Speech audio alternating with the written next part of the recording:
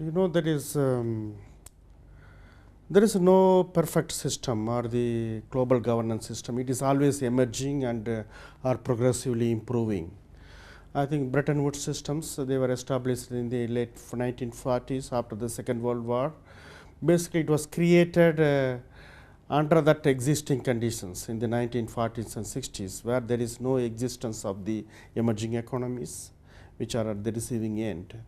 And then growingly these emerging economies like China, India and South Africa and Russia has been coming up, and this old system is not living up to these aspirations and the needs of these emerging economies. I think that is what the President Xi has been pointing out. And these systems also established by these powers of 1940s or 50s. They are reluctant to change. They are reluctant to meet the aspirations of the emerging economies. So here there is this invention of AIB and also New Development Bank, and this is mainly because of the failures or the slow response of these old systems. In this way, now basically China is taking the leadership, and they are correcting the failures or imbalances that exist in the financial architecture. Well, my understanding is that the new initiatives from the AIB to the One Belt, One Road initiative, they are all done not in competition with the United States, but to respond to a large demand for investment in infrastructure which exists in Asia.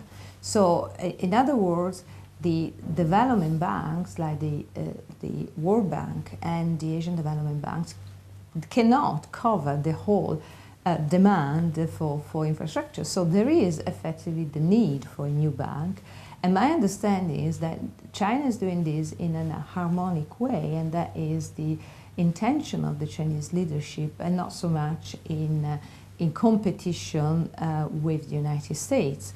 There is no doubt that the representation of developing countries, including China, in the current international institution is very low.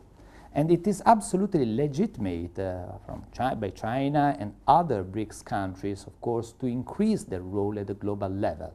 So there's nothing good or bad in this. The point is that, your request for further power in the international institutions, should go hand in hand with your willingness to provide global public goods, which means that you should, for instance, contribute to financial and monetary stability at the world level, you should contribute to further investment, and you actually, to some extent, doing that, of course, to economic growth. So, to the extent that you are willing and able to do so, of course, we, as a Western country, should also recognize a bigger role for BRIC countries in the Bretton Woods institution, and we should also participate in your own initiatives, for instance, including also the Asian Infrastructure Investment Bank. Particularly when an organization becomes exclusive based on particular ideology or because of a different political system, political ideology, regime type, because with the West very much highlighted those differences. But those differences should not prevent cooperation, right?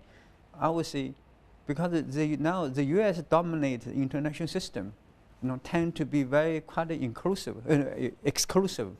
For example, the U.S. U.S. initiative TPP, Trans-Pacific Partnership, right?